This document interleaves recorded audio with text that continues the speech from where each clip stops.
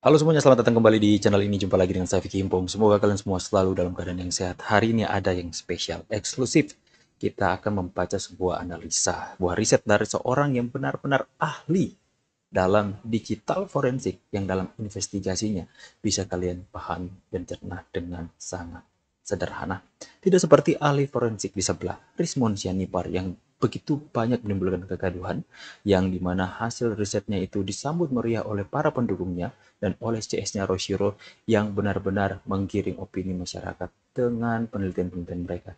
Kali ini kita akan membaca sebuah perbandingan, sebuah seperti perlawanan dari pertarungan antara digital forensik, ahli digital forensik dengan ahli digital forensik juga. Ya, harusnya Rismon Sianipar, ayolah kau ajak ini bapak ini untuk debat sama kau. Kalau kalau sama saya, apakah anda nggak malu? Kita coba, aku langsung saja ya. Ini nama bapaknya ini adalah ini, Joshua M. Sinambela. Joshua M. Sinambela adalah Computer Network and InfoSec Consultant, Digital Forensic Investigator, Professional IT Trainer, System and Network Security, and Cyber Security Lecturer. Wow, panjang banget. M. Eng. Apa ya? Penyangan kalian bisa tulis di bawah apa ini gelarnya teman-teman. Magister atau Master? Ya, teman-teman bisa jelaskan. Kita fokus kepada ini itu. Ini adalah hasil risetnya. Benarkah ijazah Jokowi palsu? Heboh kembali hoax terkait ijazah mantan Presiden Jokowi. Gegara ada yang mengaku-aku ahli digital forensik yang menganalisis dan memberikan kesimpulan secara berapi-api dan seyakin-yakinnya 1 miliar% yakin katanya ijazah itu palsu. Kurang apa lagi keyakinannya, coba disuruh minda gunung dengan keyakinannya juga jangan-jangan bisa itu. Padahal argumennya yang sangat prematur atau dangkal. Wow, ternyata ya argumen dari Rismon dianggapnya sangat prematur dan dangkal. Seperti baru belajar komputer yang baru nemu tips and trick. Sedangkan tips and triknya sudah digunakan orang lain sebelum dia lahir. Entah apa pula hubungannya profesi digital forensik dengan analisis lembar ijazah dan skripsi yang sebenarnya bentuknya fisik itu. Digital forensik hanya bisa dilakukan terhadap dokumen elektronik atau media digital. Wow, ini lagi pemahaman yang baru yang kita terima ini teman-temannya dari Bapak Joshua Sinambala. Ya, kemudian tetapi hanya dimungkinkan dengan lab forensik yang memiliki bidang memeriksa jenis dan bahan kertas, tinta, ukuran, dan seterusnya. Jadi bisa dipastikan tidak mungkin ada proses pemeriksaan digital forensik yang bisa dilakukan terhadap fisik dokumen ijazah maupun fotokopi ijazah tersebut. Masuk akal sekali. Ngapain harus dilakukan digital forensik sedangkan itu fisiknya ada, bisa langsung saja diuji di pengadilan fisiknya. Kenapa keluar-keluar seolah-olah ahli digital forensik dan sebagainya? Si ahli digital forensik juga ternyata hanya melakukan review terhadap foto-foto yang beredar di media tanpa pernah melihat langsung ataupun memiliki akses terhadap dokumen yang dimaksud. Tapi entah kenapa banyak media dan netizen yang percaya dengan kesimpulan-kesimpulan prematur si ahli. Kesimpulan prematur. Penulis akan membahas singkat saja hasil penelusuran kenapa banyak yang percaya dengan pendapat dan kesimpulan sang ahli. Si ahli menyatakan bahwa ijazah Jokowi adalah palsu karena membandingkan dan menyimpulkan font yang ditemukan di foto ijazah dan skripsi menggunakan font Times New Roman yang diketahui si ahli hanya ada di OS Windows sejak versi 3.1.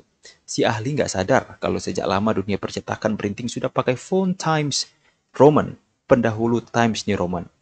Dimulai dari majalah The Times di Inggris tahun 1931. Meski sangat mirip, kedua font ini sebenarnya memiliki sedikit perbedaan yang dijelaskan di link ini.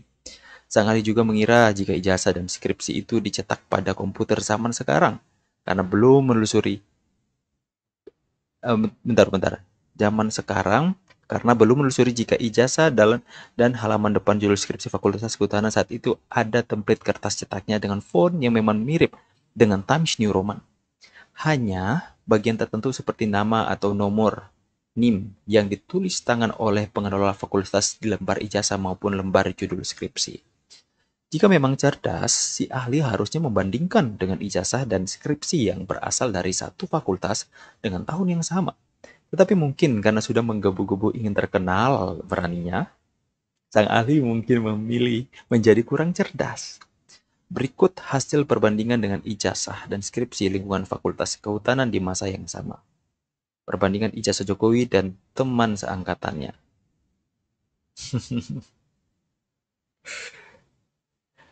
Kalau mengikuti logikanya, sang ahli forensik digital yang sederhana itu berarti semua ijazah orang-orang di foto ini satu angkatan Jokowi palsu juga.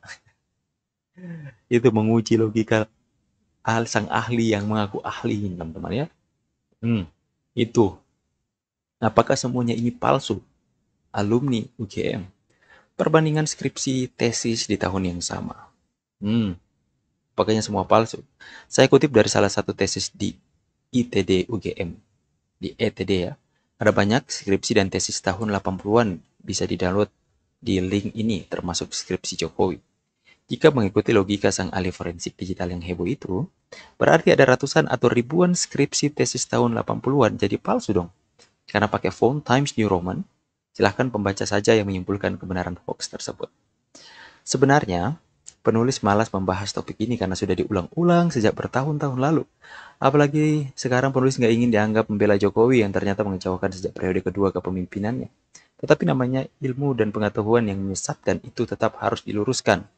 Sebagai seorang yang sering diminta sebagai ahli forensik yang wajib objektif menilai dan memeriksa setiap bukti digital, menyatakan sesuatu sesuai fakta-fakta yang ada selama berbuka semuanya. Semoga bermanfaat.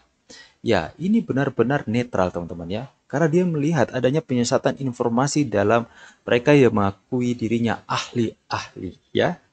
Karena Patua, benarkah server Sirekap KPU di luar negeri? Tulisan yang merupakan lanjutan dari sini. Penulis akan mencoba mengupas terkait validitas. Pernyataan beberapa ahli yang mengklaim server KPU berada di luar negeri. Polemik terkait hasil analisa beberapa ahli ini ternyata menjadi perdebatan panjang di beberapa grup dan forum-forum. Bahkan menjadi viral dibahas di banyak media elektronik. Dan sepertinya belum ada yang mencoba meluruskan hasil analisa para ahli yang penulis kategorikan prematur tersebut. Ini juga baiknya menjadi pembelajaran banyak bagi media untuk melakukan cross-check dengan ahli-ahli lain yang lebih kredibel dan pengalaman di bidangnya. Berbagai berita terkait dengan server direkap di luar negeri. Ini banyak sekali pembahasannya teman-teman ya. Nanti kita akan mungkin membahas part 2-nya ya. Ini sampai di rekap, sirekap, dan sebagainya ya. Salah satu penulis masih ingat jika saat itu sempat mengulas IP server yang digunakan oleh sirekap KPU. Ya, kayaknya dia membantah semua dengan sangat jelas. Ini Bapak Joshua Sinambele ya. Bentar, Sinambela. Bapak Joshua M. Sinambela adalah digital forensic investigator, profesional IT.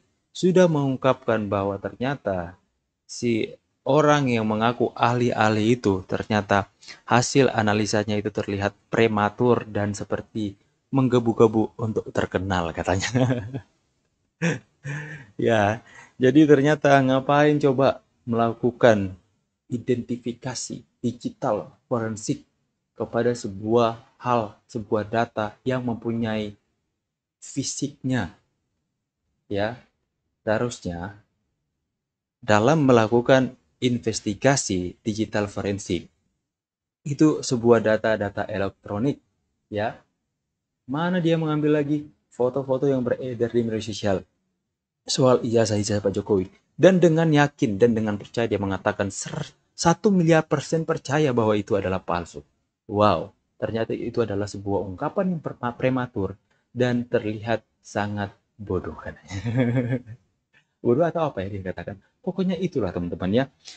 Kita butuh orang-orang seperti Pak Joshua Sinambela ini untuk menepis. Ya, dia bukan orang yang membela Pak Jokowi dia katakan, tapi dia harus bersuara selama dia melihat adanya penyesatan informasi dalam bidang yang dia ketahui. Makanya dia menulis.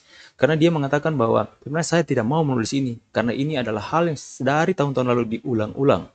Bahkan dia nggak mau, bahkan tulisannya itu seolah-olah membela seorang Jokowi. Akan tetapi dia tidak akan membiarkan jika adanya penyesatan informasi. Penyesatan informasi yang dilakukan oleh mereka yang menganggap diri mereka ahli dalam IT, tapi ujung-ujungnya hanya menyesatkan masyarakat dengan tujuan untuk menjatuhkan Pak Jokowi, akan tetapi setiap apa yang mereka punyai soal logika dan berpikir soal Times New Roman lah, skripsi lah, ya, itu benar-benar mereka tidak sampaikan dengan jujur kepada masyarakat. Ya, seharusnya Rismon Sianipar harus berdebat dengan Joshua Sinambela. Baru adil. Ya, kemarin teman-teman ya. Kemarin ada dari podcast mereka di YouTube channel mereka kaum sebelah itu telepon. Mereka telepon ke saya, mau ajak podcast untuk mempertemukan saya untuk mengimbangi dengan Rismon Sianipar katanya. Lah kok saya mau disandingkan dengan Rismon Sianipar? Apa dia nggak malu nanti disandingkan dengan orang yang tidak punya ahli dan title digital forensik seperti dia? Ya, tentu saja kalau saya nggak takut, saya akan hadapi. Ya, saya akan hadapi karena saya nanti tulus. Jika saya tidak mengerti bahasa-bahasa sulit yang dia sampaikan, yang mungkin rakyat Indonesia pun nggak mengerti karena nggak semua ahli seperti dia, ya saya nating tulus karena saya bukan ahli di bidang itu. Akan tetapi ya dengan bahasa sederhana yang bisa saya pelajari dari AI, dari program-program yang dia sampaikan, seharusnya dia bisa mempunyai pemahaman yang sama karena yang saya pelajari adalah hal yang mendasar. Hal yang mendasar soal AI itu sendiri. Masa dia adalah seorang ahli tidak mengetahui hal yang saya sampaikan kepada masyarakat yang sederhana, ya. Makanya saya itu sangat suka jika ada akhirnya ahli digital forensik seperti Joshua Sinembala ini mematahkan argumennya dengan tulisannya seperti itu. Siapa tahu nanti, ya. Tapi janganlah, mereka kayaknya lagi fokus dilapor sama tim Pak Jokowi. 4 orang kan sudah dilaporkan, tinggal tunggu saja teman-teman. Soal undang-undang penghasutan, ya, menghasut masyarakat, menggiring masyarakat, opini masyarakat untuk mempercayai setiap apa yang mereka nilai, apa yang mereka anggap benar, yang dimana itu hanya menyesatkan masyarakat saja. Bagaimana pendapat kalian? Silahkan tulis kolom komentar. Saya pamit dulu. See you on the next video and God bless.